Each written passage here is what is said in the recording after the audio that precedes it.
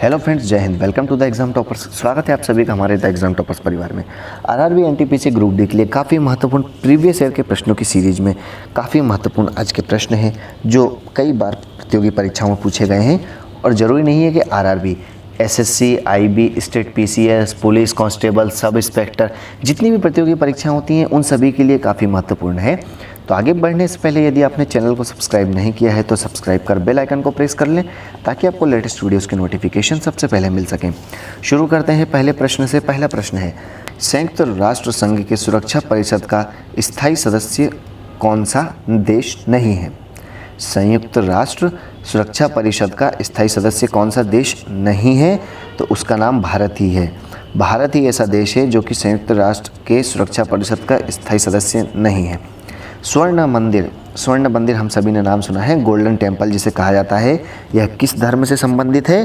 तो स्वर्ण मंदिर सिख धर्म से संबंधित है। किस धर्म से? सिख धर्म से संबंधित है। भारत ने ओलंपिक खेलों में स्वर्ण पदक कब और किस खेल में जीता था? भारत ने ओलंपिक खेलों में पहला स्वर्ण पदक कब और किन खेलों में जीता था? वर्ष 1928 में हॉकी में भारत ने अपना पहला स्वर्ण पदक जीता था ओलंपिक खेलों में। शक संवत पर आधारित राष्ट्रीय पंचांग का प्रथम महीना चैत तथा अंतिम महीना कौन सा होता है? शक संवत के आधार पर राष्ट्रीय पंचांग का प्रथम महीना तो चैत्र होता है, तो अंतिम महीना कौन सा होता है? फाल्गुन होता है। कौन सा? फाल्गुन होता है। आदि मानव ने सबसे पहले क्या सीखा था? आदि मानव ने सबसे पहले क्या सीखा था? आग को जलाना। दो पत्थरों को आपस में टकराकर आग को जलाना आदि मानव ने सबसे पहले जीता था। दक्षिण की गंगा या कहें दक्षिण गंगा किस नदी को कहा जाता है? दक्षिण की गंगा या दक्षिण गंगा किस नदी को कहा जाता है? गोदावरी नदी को कहा जाता है। जफरनामा पुस्तक के लेखक कौन थे? जफरनामा एक प्रमुख पुस्तक रही है। इसके लेखक कौन थे? गुरु गोविंद साहब थे। कौन थे? गुरु गोविंद साहब। और गुरु गोविंद साहब जो कि सिख धर्म के काफ़ी प्रमुख गुरु माने जाते हैं और इन्होंने ही खालसा पंथ की स्थापना भी की थी। और अमृतसर शहर के संस्थापक किसे कहा जाता है या किसने अमृतसर शहर की स्थापना की थी? तो उनका नाम था गुरु रामदास। गुरु रामदास ने ही अमृतसर शहर की स्थापना की थी। किस संविधान संशोधक विधेयक के द्वारा वर्ष 1989 में मतदान की आयु 21 वर्ष से घटाकर 18 वर्ष कर दी गई थी? काफ़ी महत्वपूर्ण प्रश्न है और बहुत सी बार इस प्रश्न को पूछा गया है। अब यहाँ पर आपके 2 से 3 अलग अलग क्वेश्चन बनते हैं। हम यहाँ पर सभी को कवर अप करते हैं कि किस संविधान संशोधन विधेयक 61वां संविधान संशोधन विधेयक था। कब का है? 1989 का है, जिसके तहत मतदान की आयु 21 वर्ष से घटाकर कितनी कर दी गई थी? 18 वर्ष कर दी गई थी। 2 बार एवरेस्ट पर चढ़ने वाली भारतीय महिला का नाम क्या है? 2 बार माउंट एवरेस्ट पर चढ़ने वाली भारतीय महिला का नाम संतोष यादव है। क्या नाम है? संतोष यादव है। इंडिया हाउस कहाँ पर स्थित है? तो इंडिया हाउस ब्रिटेन में स्थित है। तैमूर लंग के आक्रमण का परिणाम क्या था? तैमूर लंग के आक्रमण का परिणाम यह था कि तुगलक वंश का पतन होने लग गया था। यह तुगलक वंश का पतन होना था किसके? तैमूर लंग के आक्रमण के बाद ही। सरस्वती सम्मान प्राप्त करने वाले प्रथम व्यक्ति कौन थे? ये सरस्वती सम्मान के प्रथम प्राप्तकर्ता कौन थे? तो हरिवंश राय बच्चन। सदी के महानायक अमिताभ बच्चन के पिता हरिवंश राय बच्चन सरस्वती सम्मान से पुरस्कृत होने वाले पहले व्यक्ति थे। मुगल काल में सूरत एक प्रमुख बंदरगाह था जिसे किस अन्य नाम से जाना जाता था? तो मुगल काल में सूरत एक प्रमुख बंदरगाह था जिसे बाबुल का मक्का कहा जाता था। क्या कहा जाता था?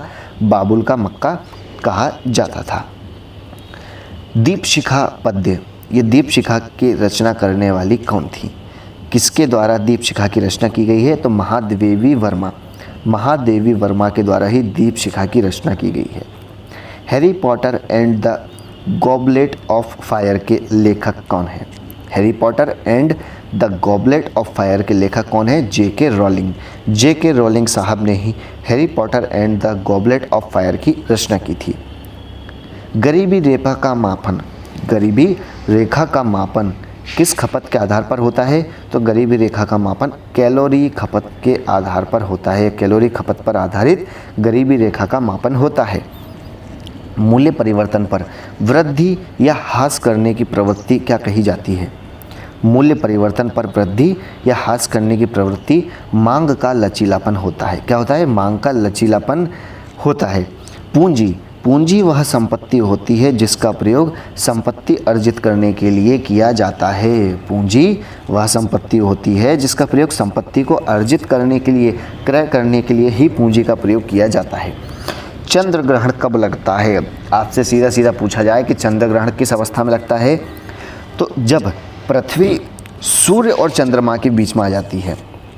सूर्य और चंद्रमा के बीच में पृथ्वी आ जाती है तब चंद्र ग्रहण होता है। कब होता है चंद्र ग्रहण?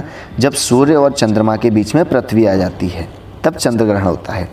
एक लैंप की बत्ती में तेल ऊपर चढ़ने का कारण क्या होता है? यह किस क्रिया के द्वारा एक लैंप में डूबी हुई बत्ती पर तेल ऊपर चढ़ने लगता है? तो वह कौन सी क्रिया होती है? केशिकत्व क्रिया के कारण ही लैंप की बत्ती में तेल ऊपर चढ़ने लगता है। संविधान सभा की अध्यक्षता किसके द्वारा की गई थी? संविधान सभा के पहले अध्यक्ष कौन थे? डॉक्टर राजेंद्र प्रसाद थे। कौन थे? डॉक्टर राजेंद्र प्रसाद, जिन्होंने अध्यक्षता की थी। अब यहाँ पर स्थायी और अस्थायी दोनों अलग अलग क्वेश्चन बनते हैं और यह डिपेंड करता है आपके ऑप्शंस के आधार पर कि आपसे स्थायी अध्यक्ष पूछे जा रहे हैं, अस्थायी अध्यक्ष पूछे जा रहे हैं। भारतीय संविधान के किस अनुच्छेद के अंतर्गत एक नागरिक अपने मौलिक अधिकारों के प्रवर्तन हेतु उच्चतम न्यायालय जा सकता है? भारतीय संविधान या कहें संविधान के किस अनुच्छेद के तहत एक नागरिक अपने मौलिक अधिकारों के प्रवर्तन हेतु उच्चतम न्यायालय जा सकता है? तो अनुच्छेद 32, अनुच्छेद आर्टिकल 32 के तहत कोई भी नागरिक संविधान के तहत अपने मौलिक अधिकारों के प्रवर्तन हेतु उच्चतम न्यायालय जा सकता है। कौन सा अधिकार मौलिक अधिकार नहीं है?